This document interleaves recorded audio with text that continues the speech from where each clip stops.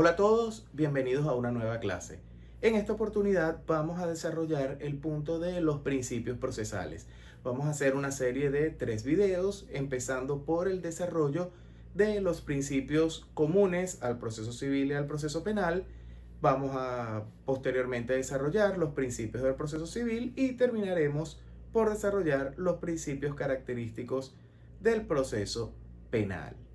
Vamos entonces a dar inicio haciendo una breve definición de lo que son los principios. Estos son esas bases teóricas sobre las cuales vamos a edificar el resto de la norma procesal. Son los fundamentos sobre los cuales vamos a construir nuestra norma. Este concepto nos lleva a buscar determinar el primer principio, que sería el principio de las garantías y derechos constitucionales. La Constitución es la norma fundamental en nuestra nación y de ella se generan todo el resto de los derechos y en ella se fundamentan todo el resto de las legislaciones, tanto de carácter sustantivo como de carácter adjetivo. Por lo tanto, es la primera que debemos traer a colación. Y para desarrollar lo que tiene que ver con la parte procesal, tendremos que citar primero que todo lo que es la tutela judicial efectiva, ese derecho que tenemos los ciudadanos a que la administración de justicia como tal cumpla sus deberes debidamente. Entonces, esta tutela judicial efectiva empezaría a desarrollarse con nuestro derecho de acceso, esa posibilidad de precisamente ir a presentar solicitudes ante la administración de justicia, el derecho a ser oídos, a que esa administración de justicia efectivamente nos escuche.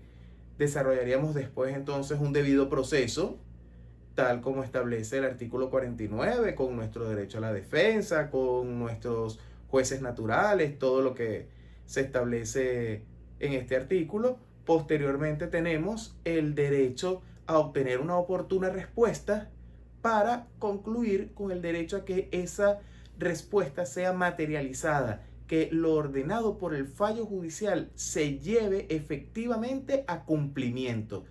Esto es lo que concluye todo lo que tiene que ver con el proceso y lo que genera específicamente la efectividad en la tutela judicial, que lo ordenado por un fallo que yo reciba de manera oportuna además pueda cumplirse, pueda ejecutarse. Esto también nos trae a desarrollar el siguiente de los principios, que es el principio del carácter obligatorio y exclusivo de la función jurisdiccional. El Estado, en su evolución, llegó a un punto en el que tomó para sí el monopolio de la administración de justicia, siendo él único, exclusivamente destinado a resolver los conflictos entre las partes, agregándole a este la prohibición de hacerse justicia por mano propia. Al existir este monopolio por parte del Estado, al tomarse para sí exclusivamente la administración de justicia, tiene como contraparte la obligatoriedad de darle respuesta efectivamente a los justiciables, a los administrados, para que esto pueda mantener el orden social, mientras el Estado efectivamente resuelva los conflictos oportunamente. La ciudadanía confía en su administración de justicia y evita hacerse justicia por mano propia. Esto desarrolla o abre el marco para el siguiente de los principios, que es el principio del interés público del proceso. Precisamente como venimos conversando, el proceso es, aparte de estar compuesto por normas de orden público, es una herramienta fundamental en lo que es el desarrollo de la vida en la sociedad, puesto que es la herramienta a través de la cual la administración de justicia va a solucionar los conflictos que se desarrollen en esa sociedad en específico. Por lo tanto, este proceso como herramienta tiene el interés público de resolver los conflictos y mantener la paz social. Esto es lo que genera que las normas de procedimiento sean de orden público. Solo en contados casos podrán ser relajadas por las partes, dado que buscan siempre mantener la igualdad y otra serie de fundamentos que vamos a ir desarrollando. El siguiente de los principios es el principio de que las sentencias no crean derecho, sino que lo declaran. En principio, los tribunales, los administradores de justicia, no tienen la facultad de legislar de manera activa, es decir, no pueden crear derechos nuevos, no pueden generar obligaciones nuevas a las partes, solo pueden declarar las ya existentes. Verán en algunas circunstancias autores también que hablan de lo que es la facultad legislativa negativa, es decir, que los tribunales pueden anular leyes, pueden suprimir artículos, mas no pueden crear nuevas disposiciones.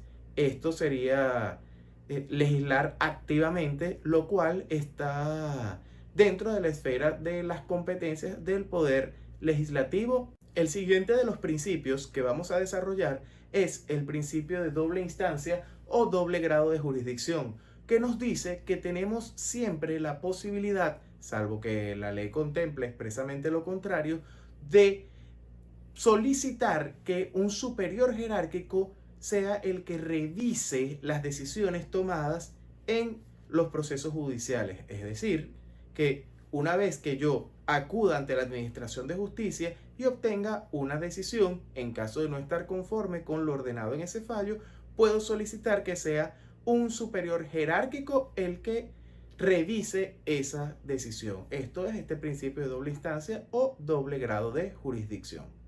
Vamos ahora con el principio de publicidad.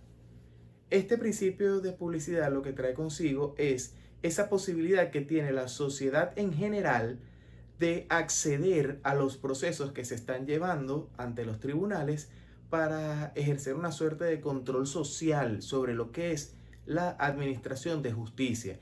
Este podemos verlo, por ejemplo, en el proceso civil, en la posibilidad que existe de que cualquier persona, por regla general, pueda ir a los tribunales y solicitar cualquier expediente y revisarlo siempre y cuando no esté reservado por alguna causa legal. En el proceso penal lo tenemos en la posibilidad que existe de acceder a los juicios orales y públicos en cuanto a lo que es la administración de justicia. Vamos entonces con el siguiente, que es el principio de contradicción.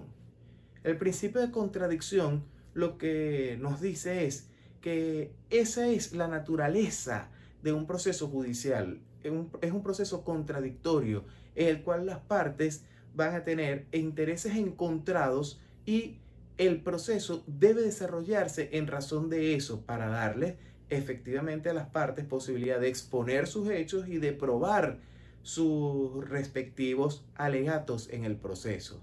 El siguiente principio sería el principio de imparcialidad e independencia de la autoridad judicial.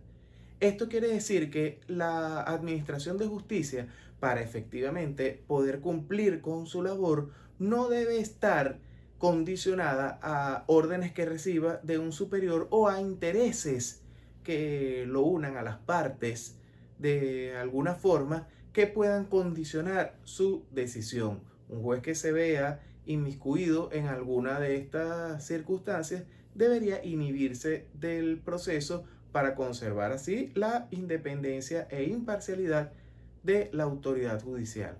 El siguiente de los principios que vamos a desarrollar es el principio de gratuidad. Según lo que establece nuestra Constitución, la administración de justicia es gratuita. En este caso debemos resaltar que esta gratuidad es relativa porque se refiere específicamente a los servicios prestados por los tribunales en cuanto a la necesidad de, por ejemplo, papel sellado o estampillas. Sin embargo, hay actuaciones adicionales que sí generan un costo. Por ejemplo, aparte de los honorarios de abogados, la contratación de cualquier experto o la obtención incluso de copias certificadas que se requieran para un procedimiento no son gratuitas y no están protegidas por este principio de gratuidad. El siguiente de los principios que vamos a desarrollar es el principio de verdad procesal. Dentro de lo que es el derecho procesal se habla de esto de la verdad procesal porque en cuanto a lo que tiene que ver con la administración de justicia, el juez solo debe tomar en consideración para tomar sus decisiones lo que existe materialmente en el expediente. Todo lo que no existe en el expediente no existe para el proceso. Por lo tanto, a pesar de que podríamos hablar de una verdad verdadera, tenemos que siempre tener en cuenta el punto de la verdad procesal. Y aunque suene de repente contradictorio, tomando en consideración que verdaderamente la verdad debería ser una sola, el punto es que lo que podamos demostrar y lo que efectivamente conste en las actas del proceso es lo que el juez tomará en consideración para tomar su decisión. El siguiente es el principio de igualdad de las partes. Esto es un principio teóricamente fácil de desarrollar y comprender. El proceso y las normas procesales deben colocar a las partes en una situación de igualdad, proporcionándole igual cantidad de oportunidades para alegar y probar en el proceso. Eso es lo que implica el principio de igualdad. Tenemos también el principio iura novit curia. Esto es una expresión del latín que traduce como el juez conoce el derecho o el juez conoce su oficio. También es una traducción válida. El principio iura novit curia implica que el juez, al ser el conocedor del derecho y no debiendo las partes demostrarle al juez la existencia de las normas, pues por su labor debe conocerlas, es también quien está encargado de aplicarlas de la manera debida. El juez conoce el derecho y es el encargado de aplicarlo e interpretarlo de la manera correspondiente. Vamos ahora con el principio de preclusión de los lapsos procesales. Principio de preclusión de los lapsos procesales lo que implica, lo que trae consigo es que las oportunidades procesales y el proceso en sí está diseñado de manera de, así como puede garantizar a las partes igualdad de posibilidades de acceder al proceso, también debe mantenerse una estabilidad que trae consigo que una vez que las oportunidades terminen, no pueden ser reabiertas bajo ninguna circunstancia salvo que la ley expresamente lo autorice. Lo que significa que en el momento en que la oportunidad termine, si la parte no realizó la actuación debida, va a tener que correr con las consecuencias de haber dejado pasar el lapso. Los lapsos procesales no son formalidades innecesarias, son una forma necesaria para la existencia y la estabilidad del proceso. Vamos con lo que es ahora el principio de legalidad. Como sabemos, el juez es parte de la administración de justicia y como parte de la administración de justicia puede, como funcionario, hacer solo lo que la ley le autoriza a hacer. De igual forma, los procesos deben seguirse de la forma en que la ley expresamente establece que deben realizarse. Esto es lo que es el principio de legalidad. Entre los principios comunes, también tenemos el principio de congruencia. Una decisión congruente del juez es aquella que tiene una relación lógica entre lo alegado y demostrado por las partes y lo decidido por el juez. En este caso, podríamos vernos en la situación de encontrarnos con cualquiera de los tres vicios de incongruencia. Vicios que podrían ocurrir en el caso de que esta relación lógica se rompa. Existen tres vicios de incongruencia, que son la ultra petita, que se da en los casos en los que el juez concede más de lo pedido. Tenemos la citra petita, que se da en los casos en los que el juez concede menos de lo pedido. Y la extra petita, que se da en los casos en los que el juez concede otra cosa que no es lo que se pidió, teniendo en consideración que esto debe guardar, como se dijo, la relación lógica entre lo alegado y lo demostrado. Es decir, por ejemplo, no incurriría el juez en una citra petita si el demandado demuestra, por ejemplo, haber realizado un pago parcial en una demanda de cobro de bolívares. Si se demandó un capital y el demandado demuestra haber cubierto, por ejemplo, la mitad de ese capital y el juez condena a pagar la otra mitad, no habría incurrido en citra petita, pues estaría esto guardando la relación lógica con lo alegado y probado en autos. El último de los principios que vamos a desarrollar en esta oportunidad es el de la cosa juzgada.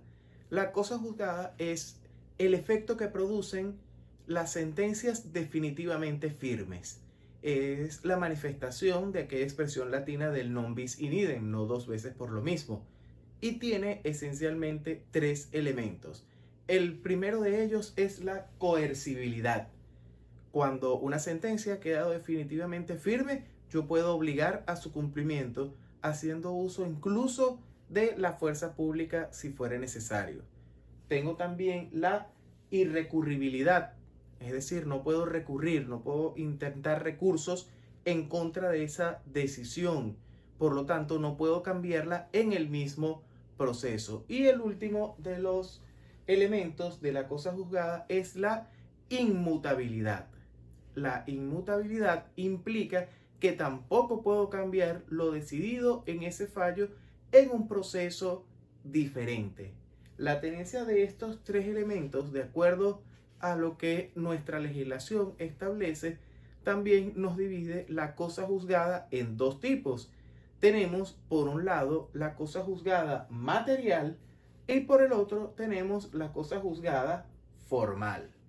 La diferencia es que la cosa juzgada material tiene los tres elementos de los que acabamos de hablar.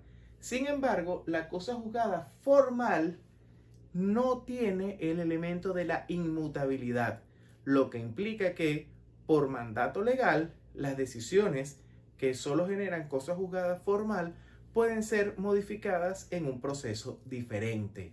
Un ejemplo sencillo para entender la cosa juzgada formal sería en los juicios de manutención en lo que respecta a la cuantía de la manutención que la misma Ley Orgánica de Protección de Niños, Niñas y Adolescentes establece la posibilidad de solicitar una revisión respecto a esa cuantía una vez al año.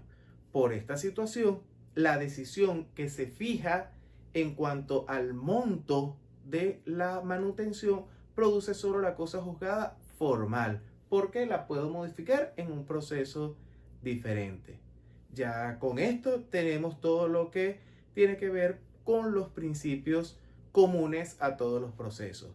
De acuerdo a la literatura que consulten, seguramente en algunos verán unos principios más, unos menos. Sin embargo, a los efectos prácticos de nuestra materia por ahora, esto es lo que necesitamos fundamentalmente para luego ir desarrollando con los principios que le son comunes al proceso civil y los que son característicos del proceso penal. Saludos a todos.